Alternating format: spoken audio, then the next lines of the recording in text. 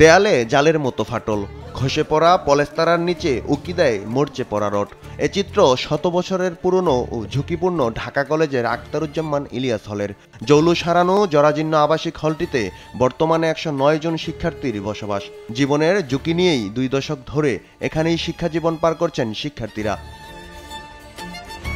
সম্প্রতি কয়েক দফা ভূমিকম্পের পর দুর্ঘটনা ঝুঁকি এড়াতে হল খালি করার নোটিশ দেয় কলেজ কর্তৃপক্ষ। তবে বিকল্প আবাসন ব্যবস্থা না করেই এমন সিদ্ধান্তে ক্ষুব্ধ শিক্ষার্থীরা।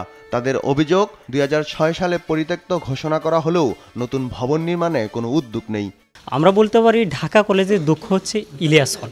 আমাদের যে আবাসন ব্যবস্থা এটা খুবই দুর্বল অবস্থায়, যেটা হচ্ছে আমাদের কাম্য না। আমাদের অল্টারনেটিভ কোনো ব্যবস্থা না করে হুট করে আমাদের আর কি হল ছাড়ার নির্দেশ দিয়েছে, কিন্তু এই অল্টারনেটিভ ব্যবস্থা না থাকার জন্য আমরা এই হল ছাড়িনি। আবাসন সংকট দূর করতে দ্রুত নতুন 2টি হল নির্মাণের দাবিও জানিয়েছেন শিক্ষার্থীরা। আমাদের 10 তলা যে আবাসন একটা হল নির্মাণ হওয়ার কথা আছে, এটা জানে দাবিটা অতি দ্রুত বাস্তবায়ন করা হয়।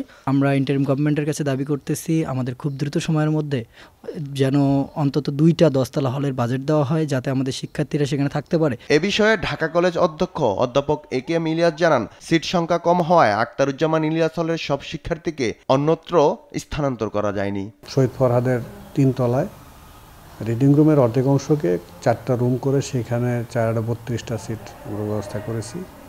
আর মাস্টার্সে যারা পরীক্ষা দিয়ে পাশ করে গেছে, এরা এই 3 মাস যাবৎ নানাভাবে ঘোরানোর কারণে আমরা কিন্তু তাদেরকে এখনও পুনর্বাসিত করতে পারিনি। মাস্টার্স পরীক্ষা শেষে ইলিয়াস হলের 109 জনের মধ্যে 68 জনকে উত্তর ছাত্রাবাসে নেওয়া হবে। শয্যাশূন্য হওয়া সাপেক্ষে অন্যদের আবাসনের ব্যবস্থা হবে বলে জানান অধ্যক্ষ।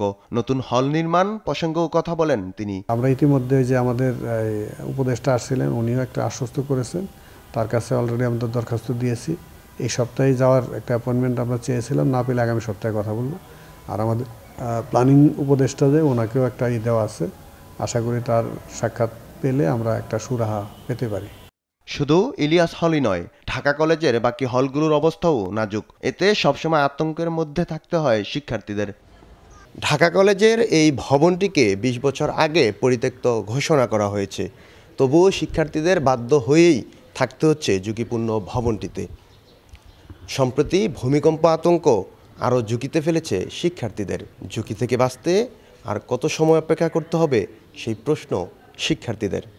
ফেরদৌস রহমান, দেশ টিভি, ঢাকা।